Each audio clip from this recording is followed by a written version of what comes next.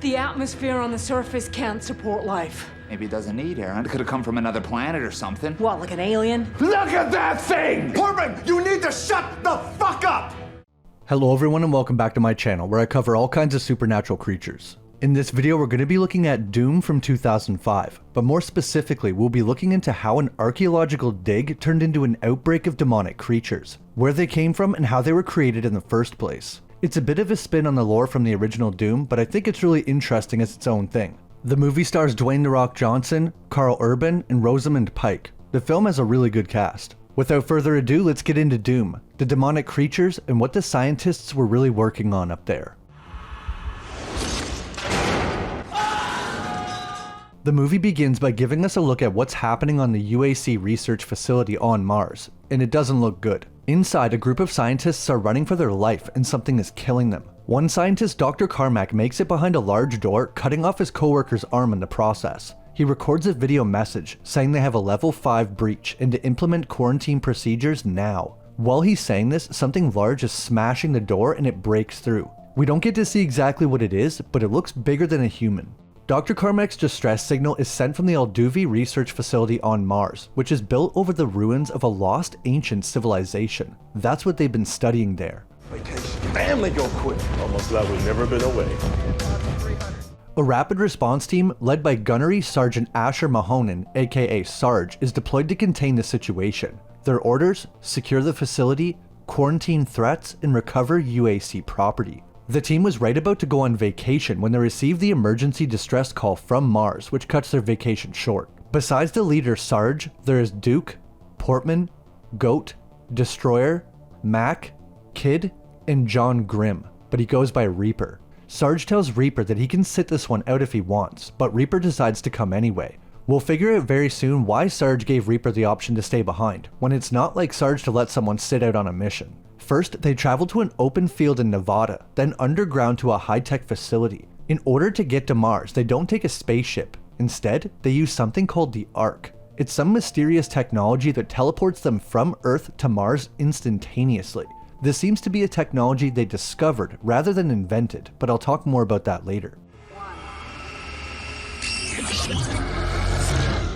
When they arrive, they're introduced to Pinky, a guy who lost his legs in an Ark transportation gone wrong, and a scientist named Samantha, who turns out to be Reaper's sister. So the reason that Sarge gave Reaper the option to stay behind is not only because his sister works there, but his mother and father were killed when part of the archaeological dig collapsed.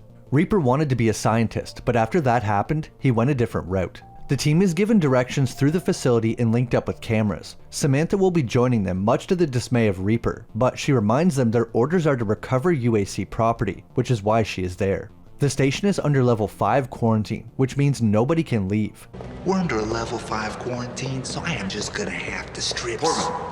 At this point, there's still a lot of survivors. Only Dr. Carmack's team of 6 people were locked inside with whatever killed them. One of the phones in the laboratory was left off the hook, and this is what it recorded. They make their way inside and have to retrieve data from 3 sectors of the facility: archaeology, genetics, and weapons. Their main thing is archaeology, but since they have a lot of open space, they test weapons too. Here we get a mini-map, which is definitely a nod to the game. The team make their way toward the lab so Sam can retrieve the research on the archaeological dig. Or so she thinks. The others search Carmack's lab and find weird experiments all over the place. There's also a lot of animals, so it's possible they were experimenting with them. Portman and Goat enter the lab deeper and find a large holding cell with electrified walls. Now, why would an archaeological dig need a high-tech holding cell? Sarge goes to the weapons research area and sees blueprints for the BFG, and in the movie that stands for Bioforce Gun, but we all know it means big f***ing gun. He tries to get access to it, but the door needs DNA validation, so no BFG for now. John is with his sister while she extracts the data, and there they have their first major find from the archaeological dig. They named her Lucy. Instead of being excited, John is furious to find out that they reopened the dig after his parents died, and now his sister is working down there. Sam knows that she should have told him, but she swears it's been stabilized. However, Reaper doesn't believe her. That's when she shows him why she's still up there working. Sam pulls up Lucy's chromosome profile and tells John to take a look. and right away, he spots that there are 24 pairs of chromosomes instead of 23. John asks what this extra pair of chromosomes do, and Sam explains it granted these people super strength, made them super fit, super intelligent. Her cells divide 50 times faster than a human, meaning she can heal almost instantly. Fossil record shows these people had no disease, no genetic disorders, no viruses, no cancers. John asks if they were born this way, and Sam says no. The earliest remains they found didn't have the 24th chromosome, suggesting that they bioengineered it themselves at some point. How they did this is a complete mystery though. Reaper poses a great question. If they were so smart, why are they so dead? So far they don't know. Sam suggests maybe time got to them, but Reaper says, you don't shield your baby from time. And the skeleton of Lucy looks like it's recoiling in fear, protecting her child. Protecting it from what though? Could it be the same thing that attacked Carmack's team? Maybe. Also, one strange thing is they never actually say how old this civilization was. It could be thousands of years old, tens of thousands, or millions. Goat and Portman finally get some movement and come across Dr. Carmack's office with the door ripped open. They chase whatever it is, but it gets away. Reaper comes to assist them and surprisingly finds Dr. Carmack still alive, but completely insane. He can't speak and won't let them get close. Then he suddenly rips his own ear off. They take Carmack back to the infirmary and search for whatever they've seen. I love this scene of Portman messing with the new kid. He's so freaked, huh? He tears off his own ear. Shit like that gets under your skin, though. Goat accidentally knocks a can down the stairs and says God damn it. He then proceeds to cut his arm because he took the Lord's name in vain. So he's like the guy from the Da Vinci Code or something. While the others search, a few team members stay behind to guard the airlock, which is the only way into the research part of the facility, while the others search for what was moving. Portman and Kid eventually come across a naked woman. They think they've scored it big, but when she turns around, she tries attacking them like a zombie and she's missing part of her arm. If you remember just a few moments ago, Carmack was holding an arm, so mystery solved with the missing arm. This is only the beginning though. Things start to get weirder as they continue to search the facility. Some of them have to go back through that room that had all the animals, but they're all dead now, and the cages are ripped open. That's when they spot one of the missing scientists eating the rats, and he's clearly started to change into something. They have no choice but to kill him and report back to Sarge. If it wasn't already obvious enough, it looks like they were injecting this 24th chromosome into the animals. Sarge and Destroyer are scared by a monkey, and when they shoot it, Sarge notices something strange in its blood. At the same time, Sam is taking a blood sample from Dr. Carmack and also notices something in his blood. He's also starting to change and looks, well, demonic. Reaper once again encounters the mystery creature and confirms it's large and not human. It goes down into the sewer, so they have no choice but to follow. I thought being in the shit was a figure of speech. Get in the goddamn hole, Portman. The first thing they do is make the great decision to split up in the dark sewer. Goat's light goes out and Reaper spots movement heading toward him. He sees some eyes in the dark, but when he leans in, 2 more sets of eyes open and it's one of the monsters. This large hulking creature with 6 eyes bites his neck like a vampire, but leaves this large worm-looking thing on his neck. They rush Goat to the infirmary, but they can't get him back. This is the last straw for Sarge, and you can see it in his face. They did manage to kill the creature and brought it with them. Sam is confused and says what? And Sarge says, come here. This is what? And he pulls a tarp off the creature they killed, horrifying Sam. Sarge wants to know if they've found anything like this on their archaeological digs, but Sam says no. He suggests that maybe this thing came from the outside, but Samantha says the planet is dead and has no oxygen. Portman suggests maybe it doesn't need oxygen, maybe it came from another planet or something. What, like an alien? Look at that thing! Portman, you need to shut the fuck up! That is one of my favorite scenes in the movie. It's so over the top, but also justified because, as Portman said, look at that thing. Also, she acts like him talking about aliens is insane, while they're on Mars, using arc travel and studying aliens. Doesn't seem like that far of a stretch. Also, Carmack has disappeared from the lab and they don't know where he went. It gets worse though. Reaper says that's not what he shot at before. You telling me there's more of these fucking things? Sam is absolutely sure it didn't come from the outside, but they want to check anyway. There's 2 entrances to the outside they need to check. An airlock on the other side of the lab and the entrance to the archaeological dig. Portman wants to call for backup after what happened to Goat, but Sarge orders them to go back in and kill whatever's in there. The Ark is under quarantine and nothing goes in or out until everything down here is dead. Sarge searches the archaeological dig and Reaper has a flashback of his parents being killed. They find more dead scientists and it looks like they were trying to escape, and something stopped them. The team member with the least amount of screen time, Mac, is killed and they find another creature and chase after it. Sarge warns Pinky that if that creature reaches the Ark, he must use an ST grenade. Nothing can make it back to Earth. Sarge, something is cutting through the Ark door. Back at the lab, Sam is still examining the monster they killed in the sewer and finds that it has kidneys, and it's had its appendix removed. It was human. Carmack also eventually returns to the infirmary, except now he's a huge monster trying to kill them.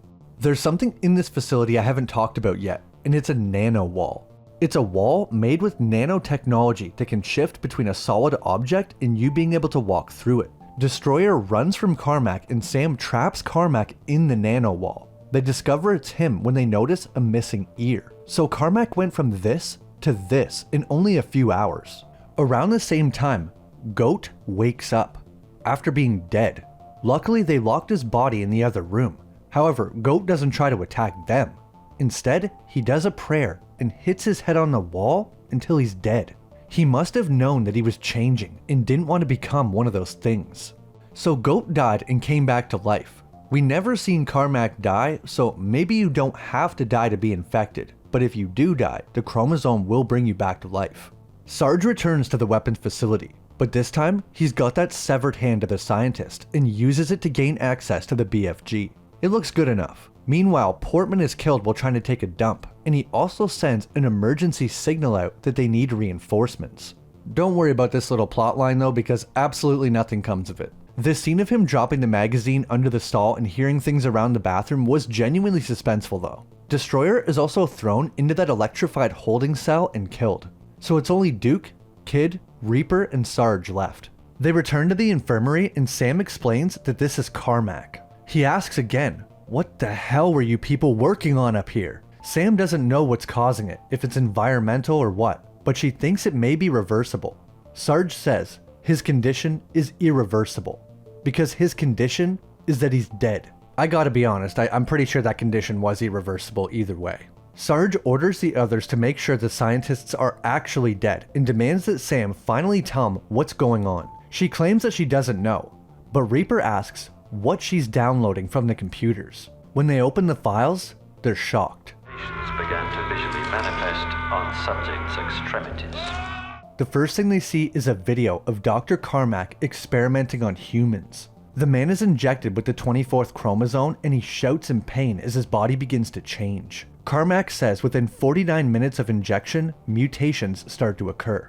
In this man, his hands start to grow and mutate. Sam is just as shocked as the others because she genuinely had no clue this was going on. She was being used and kept in the dark as to the research facility's true intentions. Reaper says, "Don't you get it? This place is hell. It always was." Reaper wants to destroy the files, but Sarge won't let him.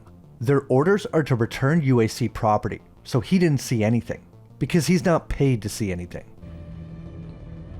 I said, is this everything? So this video shows the real reason for the archaeological dig, the 24th chromosome. The scientists wanted to recreate this advanced race, possibly for military purposes, such as making super soldiers. Like I said before, this race was also far more advanced technologically. Sam says that these people must have invented the Ark to get away from this place or these creatures. So that means humans just discovered this technology and figured out how to use it. It was actually invented by this ancient race. Some theorize that maybe the beings that escaped Mars using the Ark were the beginning of humans on Earth. 3, 2. So this chromosome basically made them immortal. However, this 24th chromosome didn't have the same effect on everyone. For some, it granted immortality and enhanced abilities. For others, it would turn them into monsters. Sam shows Reaper the tongue of the monster that attaches to someone's neck.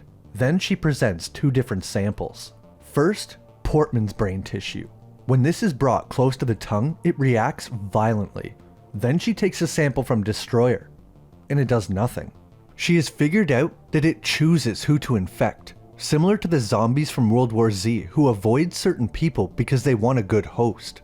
But how do these creatures choose who to infect? Well, there's genetic markers for violent and psychotic behavior. This chromosome could be latching onto numbers in the DNA code linked to, and Reaper cuts her off.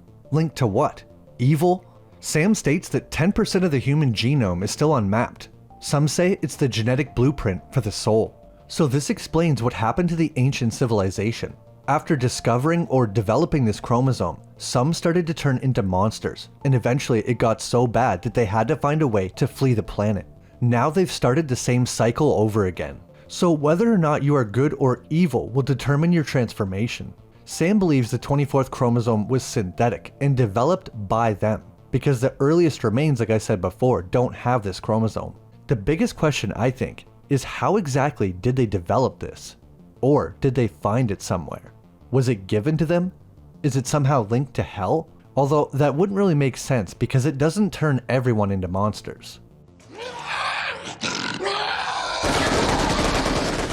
How someone is infected. The chromosome can be spread in multiple ways. It can be injected or spread through bites, scratches, or this weird worm that's apparently its tongue. If you're a good person, the transformation is not that bad. Your body doesn't really change, but you gain extra strength, immunity to viruses and disease, healing, etc. The transformation into a demon is not so good. From the video we seen earlier, the transformation is extremely painful. The man yells in agony as his limbs and bones grow and stretch. It seems like most of the time, people will first look like this, still mostly human but more monstrous. Then at some point they change even further into these huge monsters we see attacking the team. It also seems like sometimes those who are infected will remain unconscious for a long time, possibly 24 hours before awakening as basically zombies. Multiple times they found dead scientists on the ground that later came back to life. Given enough time, these people would also probably change into the larger monsters. Or maybe only certain people can become the bigger creatures and others just remain like zombified humans. Although Carmack did look like these zombies before changing, so I think given enough time, they would all change. So the team eventually learns that this was not just a containment mission, but a cover-up. Sarge will follow UAC orders no matter what, but Reaper doesn't feel the same. One of the creatures made it through the Ark door, back to Earth, and killed most of the scientists, but it's still trapped in the underground facility because it's under quarantine for a certain amount of hours. The UAC wants nothing getting out, so Sarge plans on killing any survivors under the guise of protecting the Ark and stopping everyone who may be infected from escaping. However, we just learned that not all people become monsters, and it will only turn people who have the evil traits, so Sarge is going to kill a bunch of innocent people who aren't infected. Also, Sarge goes and gets the BFG and uses it, and it basically just like melts a giant hole in the wall or anything he points it at. They sweep through the facility on Earth, killing all infected and double tapping every dead body because they've already seen that after being infected, they can come back to life. As they're going around double tapping everyone, Reaper radios to Sarge and tries to explain that not all people are infected. Sarge doesn't care though and says this must be contained by any means necessary. He orders Kid to go back and kill all the survivors. Kid refuses again, so Sarge shoots him. Mutinous insurrection is punishable by death. Reaper is furious. It was Kid's first mission, but he doesn't have any time to think about it because the team is attacked again. A big creature kills Pinky and almost kills Reaper. They go after it but are ambushed by a large swarm of infected.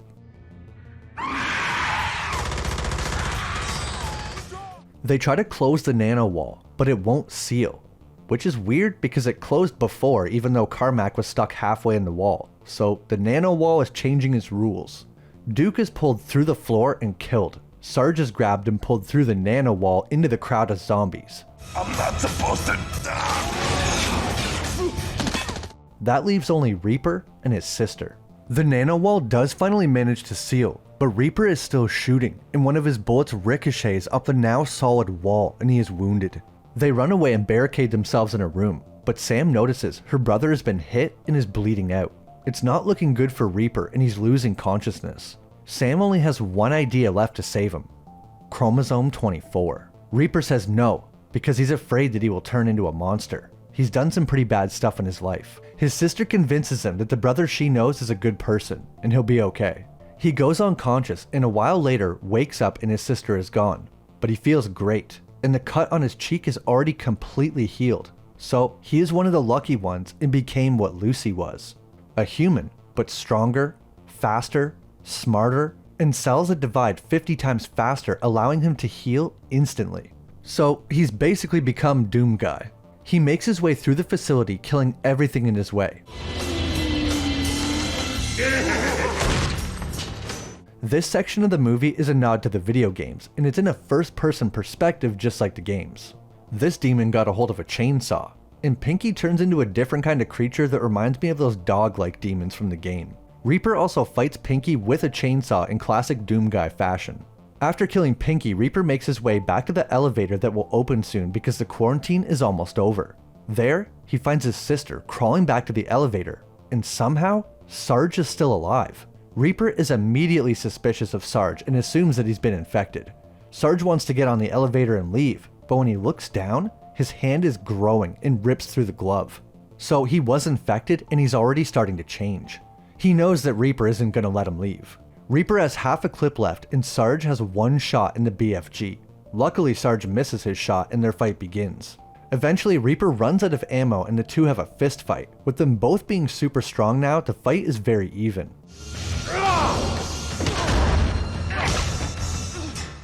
Throughout the fight, Sarge is starting to change more. Reaper ends the fight by activating the arc travel and Sarge is pulled through. Reaper then throws a grenade through the arc that most likely kills him and disables the arc. Also, before Sarge got sucked through the arc, Reaper had something go through his hand, but after it's pulled out, again his wound heals immediately. Reaper then finds his sister, gets on the elevator, and leaves the facility.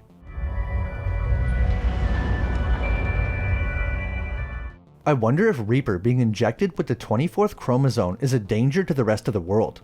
What if someone that's evil is exposed to his blood? The same thing could happen all over again. Or is it only the evil ones that can spread it to other people? It's not exactly clear. The 24th chromosome is one of the most interesting elements of the Doom movie's lore. I just think its origin fell a little bit short, but I did find this spin on the story of a 24th chromosome interesting. For the ancient Martians, it was both their crowning achievement and their downfall. In the end, the events on Mars left more questions than answers. How did they develop the 24th chromosome? Where did it come from? Does it have some kind of link to evil? Possibly hell itself? And what happens to Reaper now? If they were so smart, how come they're so dead? We don't know. That's my video on Doom from 2005. This movie has some pretty bad reviews, but it's always had a certain charm to me. Some of the comedy's a little off, but overall I think it's enjoyable. I will say I think the first half is better than the second half. I really enjoyed the build-up of the mystery and then watching the tape of the experiment. Anyway, if there's any other movies, TV shows, or video games you want me to cover, leave them in the comments down below. If you enjoyed, leave a like and subscribe for new videos every week about all kinds of supernatural creatures. As always, an extra shout out to all my members for supporting the channel. Thanks so much for watching, and I'll see you in the next video.